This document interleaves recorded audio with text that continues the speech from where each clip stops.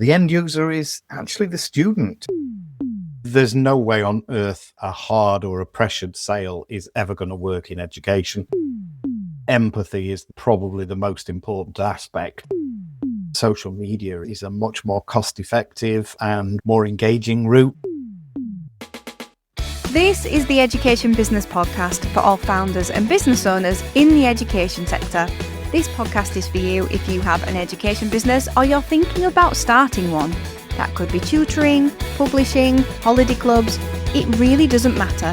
You're in business and you're also in education. But most of all, you're focused on improving outcomes for children in the way you know best, through your business. I'm Claire Riley, co-founder of educational resources website Classroom Secrets, and I'll be sharing how to make your education business bigger, better, and have more impact through my own experiences and also the conversations I have with other founders and business owners in education. The Education Business Podcast is sponsored by Classroom Secrets, helping you to support your children's learning. Steve, welcome to the Education Business Podcast. We love to start with a career history, if you will, or a career story. Tell us your career story. How did it start?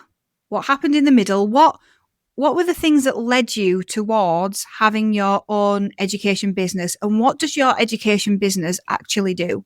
Hi, Claire. Thanks for inviting me onto the podcast. I began my journey in education, 40 plus years ago, initially working in a teacher training centre in Barnsley in South Yorkshire, taking existing teachers and training them in the use of technology. It was just as the first computers were going into schools, thanks to a government initiative. And my role was to train the teachers initially on how to use the computers and later on to give them advice on buying peripherals, software, adding new computer systems, labs, networks, that sort of thing. I did that for nearly 10 years and then was approached by the gentleman who I used to buy the computers from. And he asked me if I'd like to join the dark side. And I said, absolutely, yes. Where's my clunk and my lightsaber? And a couple of weeks later, I was actually on the other side of the fence selling equipment back into schools. And I've done that for the last 40 odd years.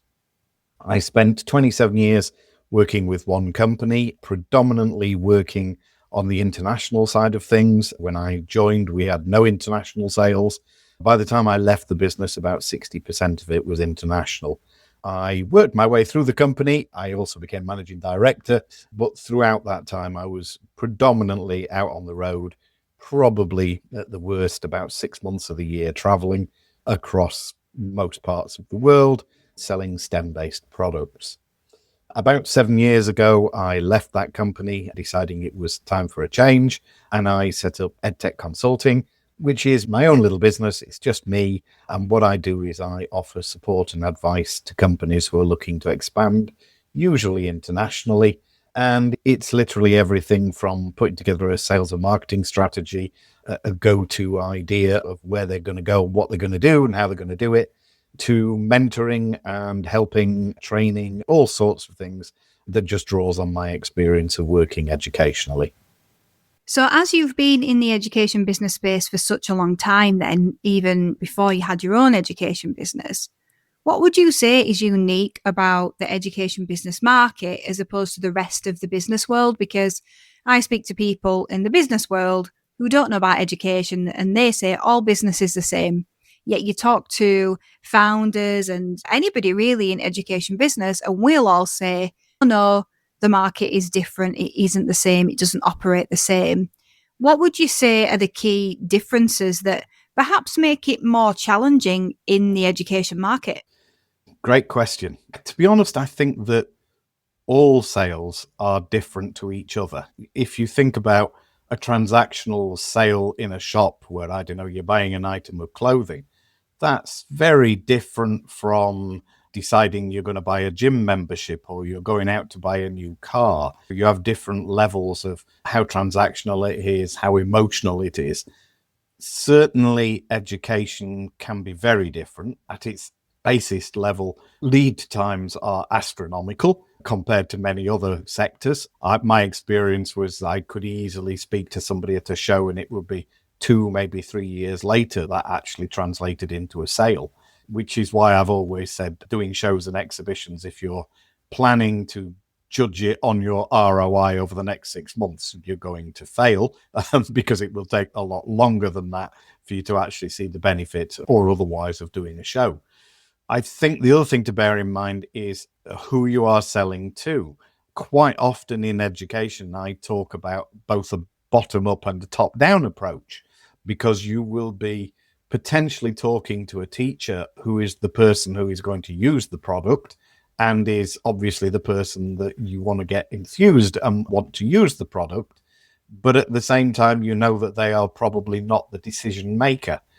So you will either be relying on them to take their enthusiasm up the chain to try and get that decision and get the commitment to purchase, or you are simultaneously starting higher in the organization with maybe the head of the school, the principal, maybe the purchasing bursar, the head of department, even the person who in effect holds the purse strings. And in an ideal world, by the time the teacher approaches the person who holds the purse strings, the person holding the purse strings knows about your product, and therefore it's not coming at them completely out of the blue. And then you get that wonderful moment where they both agree that this is the route forward, hopefully. The other thing to finally think about in all of this is the end customer, quite often, of the product or service that you're offering to education is actually the student. We have a tendency to forget that and think that our customers are the teachers or the school itself. And they are the customer, but they are not the end user. It's the students. And I struggle to think of many other industries where the end user is not the person who's going to make the purchase or the person you're trying to sell to. So I think it is different, but I would argue that almost all sales environments are actually different to other ones. One other point I would make is the sales method. There's no way on earth a hard or a pressured sale is ever going to work in education. The teachers will run screaming to the hills. The school will just close down and refuse to actually communicate with you if they detect any sort of hard sell or an unscrupulous sale. Now, that's not to say that that's acceptable in other sectors, but it certainly is a complete no-no in education. In fact, when I was employing salespeople, I would always say that I looked for somebody who had empathy with education and educators, and I would teach them the sales techniques that they would require, because that empathy is probably the most important aspect of dealing with schools. So I would look for ex-teachers, technicians that had worked in schools, even people whose parents were teachers, so that they'd grown up in that environment and that level of understanding. It would always make it much easier to get that person to make those sales in a way that was not at all pressured. In my dim distant past, I've been on varying sales training courses, and I have to say that 99% of what I was taught as a good way to make a sale was not at all relevant to making sales in education. Yes, understanding how to take somebody through a journey that gets them to understand how useful that product is for them, and to use closed questioning and ticking off boxes and all the standard things, they're applicable, but they all have to be tempered with an understanding of how to work with educators. Steve, I loved your answer. There'll be so many people who were just nodding along as you were talking there. So you mentioned those long lead times in education. So how should education business owners think about sales then, when the results can take 2 to 3 years? Well, my hope is that not all sales will take 2 to 3 years. Hopefully, the majority of sales will come in a much shorter time frame. I, from my experience, see some customers who see your product or service for the very first time, and they're the ones that are going to go away and think about it, and then they are going to go back to their school, see if other members of staff believe that it's an appropriate resource. Maybe they're going to ask for a demonstration at that point so that everybody can see it. And then they may begin the process of trying to allocate funds, which is where it could take a very long time before they actually have the funding available to come back and make the purchase.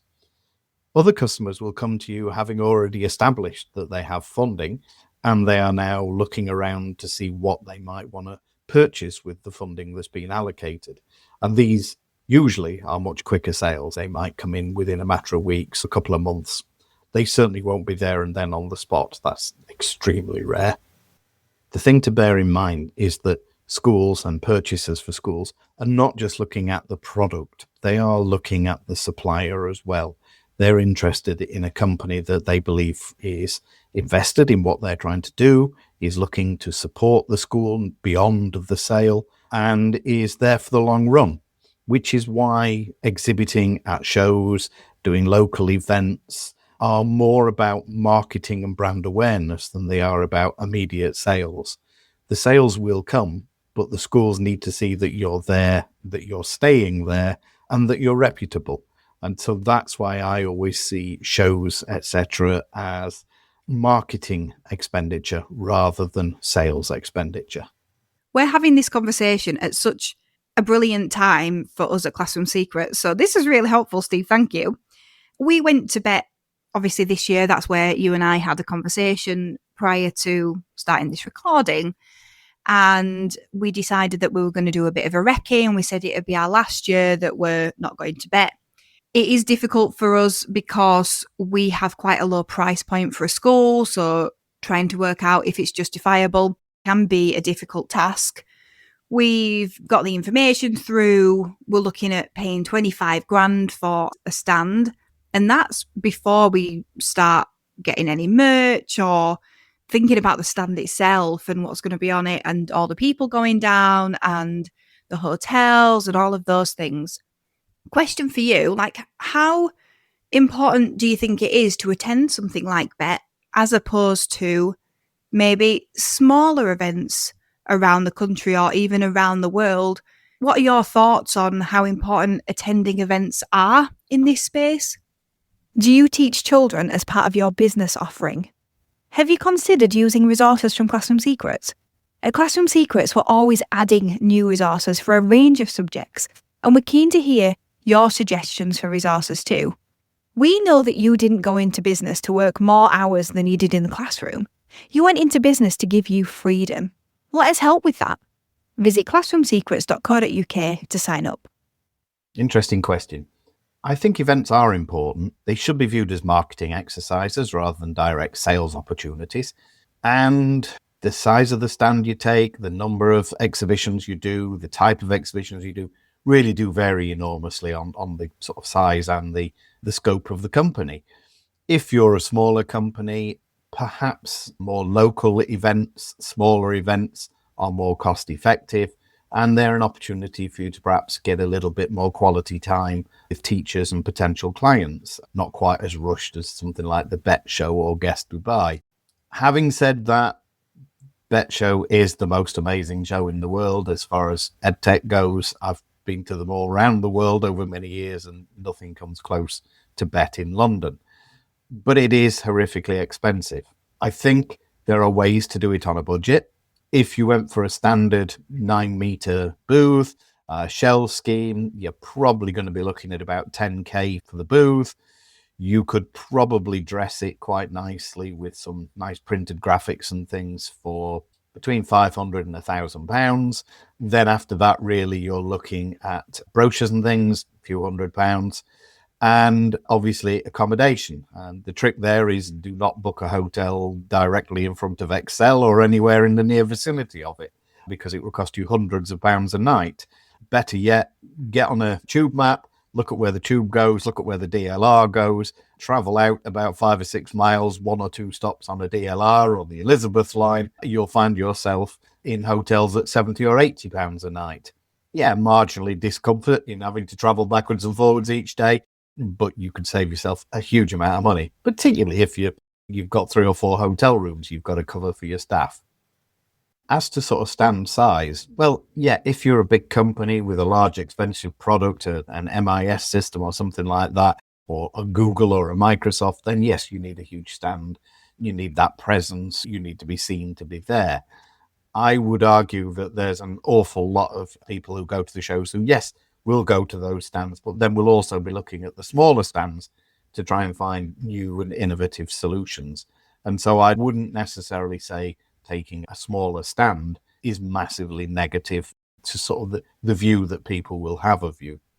If you want to save money even further and you're new into BETT, there are a couple of ways that you can take pods, which is literally enough space for a laptop and a brochure and a small poster on the back.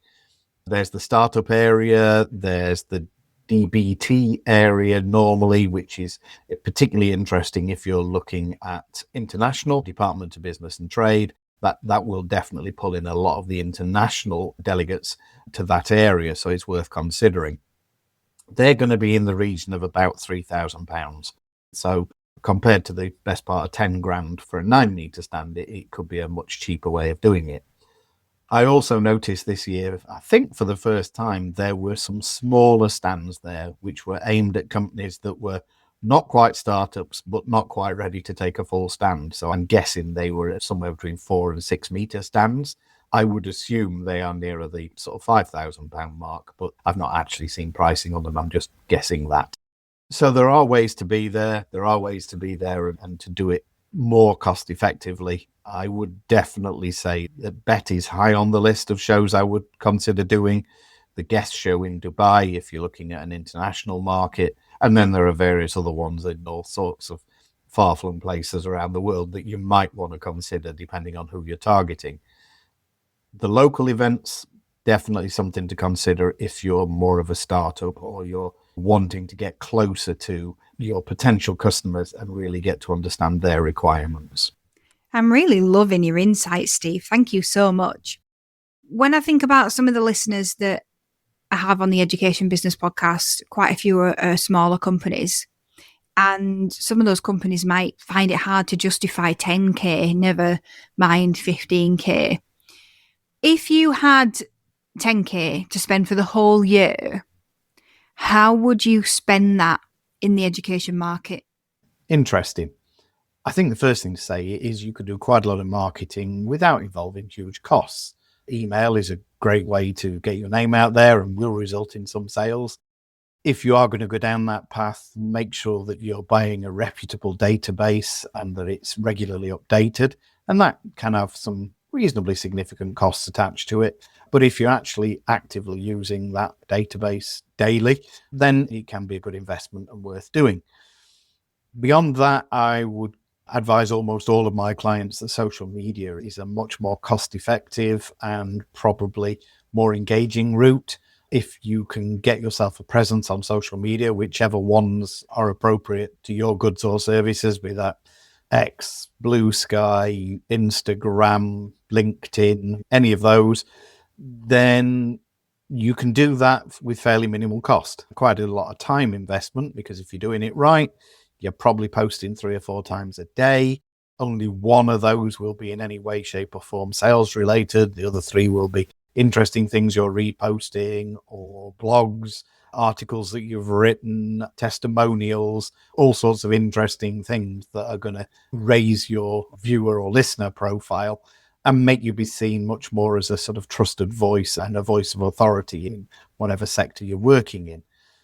That could involve cost. You could employ somebody to do that, and there are some great people out there who will take over all of your social media posting for you and do some really significant work. But I'm guessing that might cost you £1,000 a month. You might begin by doing it yourself and seeing how effective it is for you. In terms of what I would actually spend money on, if you're a smaller company, if you're more early stage, as I mentioned before, getting out to local events, subject-specific events, things that really match what it is you're trying to do, that have the sort of people you want to get to, be that MATs, school leaders, classroom teachers, subject specialists, etc. They're much lower cost than the large exhibitions, and they give you an opportunity to actually get in front of your potential clients, talk to them, find out what it is they're looking for, and refine your product and refine your messaging so that it can be more succinct, so that when you then go back to social media or email, you've got a much clearer message you can put over. So those sort of events, definitely something I'd spend money on. I would also consider having a punt on a pod at something like BETT or the guest show. The advantage there is huge volumes of numbers, maybe not all stopping by and speaking to you, but certainly it will get your name seen in a much wider audience. of 10 grand, if I was spending 5 of it on one event and perhaps trying to spread the other 5 out over smaller events and smaller activities over the year, that would probably be about where I'd go. Yeah, thanks, Steve. A lot of marketing can be really low cost, can't it? It's just, as you say, the effort and also testing things to see if they work as well. You mentioned about buying an email list. Do you think that's more effective for international schools than UK schools, or is it just how well you actually use that list? I would say it's a bit of both. You need a good list to begin with, and then you need a good system to actually use that database effectively. I would be very wary of just buying a cheap list from somewhere. It's probably out of date. It's probably full of all sorts of inaccuracies. I lose track of the number of emails I get that are straight out marketing emails addressed to the wrong person, clearly from a bad database to begin with. In terms of whether I would say it's more appropriate for international, potentially, but that's not to say that they're not usable in the UK as well. There are a number of good, reputable companies out there that you could work with. Education company would be one I would speak to for the UK. Sprint Education would be another. In terms of international, basically ISC Research or ISN, International Schools Network, they're the ones that I tend to see my clients using the most often.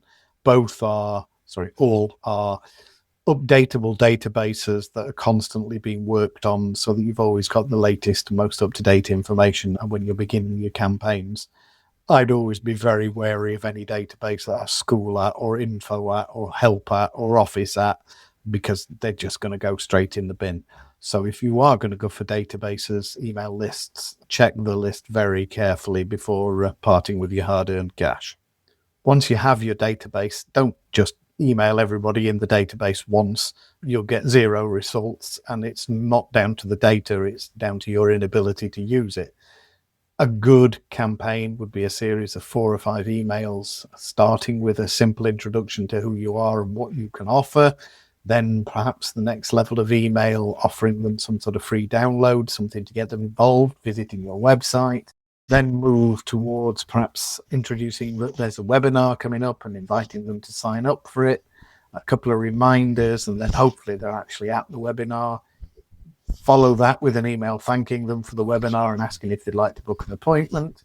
If they didn't make the webinar, sending them a recording of the webinar, saying you're sorry you missed them, and again, asking if they would like some further information. It's a strategy that has worked for many years. You just need to be more sensible about how you use email. It will get you low returns. There's no getting away from that. If you can follow emails with phone calls, you can dramatically improve the return rate by orders of 2 or 3 times magnitude. But of course, that takes a whole host of time as well, on top of all the actually sending out of emails and composing messages. Messages, by the way, short, sharp, sweet, always with a call to action at the end of them. If you've got to start scrolling around in that email to find things, it's too long, cut it down. Brevity is your friend here. The final thing to say is, if you don't have the size, the resources, the people, manpower to actually undertake significant email campaigns, again, there are a number of companies out there that you can contract in to do that work for you. It could be just sending the emails. It could be following it with phone calls. They could give you fully qualified leads. They could book you appointments. Number of companies that could do that. Again, in the UK, Education Company would be an obvious one to speak to. You're so amazing at providing value and giving insights. Thank you so much. You have such a long experience, really, decades of experience in the education business world. How do you think schools buying is changing, and how do you predict it's going to change in the future? Definitely how they buy is changing for a number of reasons. The main one's probably academisation and the growth of multi-academy trusts, which, according to the latest government announcement, is going to continue and increase. Obviously, the emergence of MATs means more centralised buying is increasing, but only for certain products and services. For example, whole school items such as MIS, AI systems, service contracts for things like catering, building maintenance, furniture, etc. they're definitely going to be more centralized, with the MAT central team being the decision maker and basically the awarding group. Whereas smaller, more curriculum-focused purchasers, they may well stay in the school, probably still with individual teachers or heads of department. So things like math software, science apparatus, etc., I think that will stay more localized within the school. If you are selling a curriculum-type product, I would always advise to adopt a two-pronged approach, both bottom-up and top-down. So bottom-up is where you're basically targeting the teachers, the people who are actually going to use your product or service. The top-down is the heads or the bursars. They're the people that are probably holding the purse strings and are going to make the final buying decision. What you want is these two groups to meet in the middle and agree that they like your product or service and are therefore going to buy it. I think something we all need to accept is that finances in schools are extremely stretched at the moment. I'm a trustee at a 5-school MAT, and all 3 of our primary schools are really struggling to balance their budgets, and the secondary schools are marginally better off, but things are still very tight. It's a combination of lack of funding from central government and falling roles, particularly at primary school level. This lack of funding in the UK is definitely causing many of my clients to look to other markets internationally, particularly English international schools, as they are growing massively in numbers and are certainly more affluent than UK schools. I love that you've mentioned the bottom-up and top-down approach, because in my experience of education business, that's exactly what we've done and continue to do. There was once somebody who suggested that we stop selling to teachers and just focus on schools. And this is probably a couple of years ago, when we were already seeing difficulties with school budgets. And to me, it just showed a complete lack of understanding for the end user. Because I think that's why, isn't it? That's why we do that, because when it's a curriculum product, you need to focus on who the end user is. And okay, they might not necessarily be the person that buys, but they have to want to buy into it. So I think that's such an important thing to mention. Steve, thank you so much. I've really enjoyed this conversation. In your mind, what have we not talked about that we should have talked about that education business owners should know? Interesting that you mentioned that top-down and bottom-up approach and end users. I think something that potentially makes education business different to perhaps many other commercial aspects of selling is actually quite often, particularly at curriculum level, the end user is actually the student, somebody who has no input, generally speaking, into the decision-making process. We rely on the teachers, the experts within the school to make that decision on behalf of the students. So it's yet another complication in that structure of who has the interest as opposed to who is actually going to make the purchasing decision. That's a killer last question. I would say we've sort of edged around schools and budgets and resources, but I think we need to sort of take a wider look at what's happening, particularly in UK schools at the moment. In my work as a trustee of a 5-school MAT, I can definitely vouch for the lack of resource and funding, particularly in primary schools. It's significant in secondaries, but I think the primaries are having an even harder time of it at the moment. That combined with massively falling roles is going to make life very difficult for some primary schools. And I suspect we're going to see some closures in the not too distant future. On top of which we have the whole SEND reforms coming through, and nobody quite sure what that's going to involve and who's going to pay for it and how it's going to be funded and worked out amongst the schools and special providers. Social media, the potential ban on it, the effect it's having in the classroom, a huge underlying sort of mental health issue with students within schools and obviously outside of school as well. There are tremendous pressures on schools at the moment. And I think as suppliers into education, it behoves us to actually be aware of those things, cognizant of them, and to make allowances for them. Times are very difficult for UK schools. Moving outside the UK, internationally, things are probably not that much better. There's certainly resourcing issues pretty much all around the world. But on top of that, obviously, is sort of the unrest that we're seeing in many parts of the world and significant change. Ukraine, Middle East, at the moment they're having to home educate and try and provide ongoing, continued education in the most awful of circumstances. Be cognizant of that. Think about what your potential clients are going through and how best you can support them. Ukraine, even the US is going through significant educational change at the moment, led politically, obviously, but causing massive disruption and change to the education system out there. It's happening in many, many parts of the world, and we just need to be sensible about what we think we can do, how we can help, how we can support. Many, many schools are in really difficult times, and we should be doing the best we can to support them. It is a very difficult market right now, isn't it? And one of the things my business partner Ed says is, we face challenges, all businesses face challenges. What makes it quite tricky right now is the number of challenges that converge together. You do have the political tensions, you've got the school budgets, you've got AI, it all is in the mix. And that makes it just more of a challenge to navigate, really. Steve, thank you so much. It's been great. Thank you for listening to the Education Business Podcast. This podcast is sponsored by Classroom Secrets. To find more resources to grow your business, visit classroomsecrets.co.uk.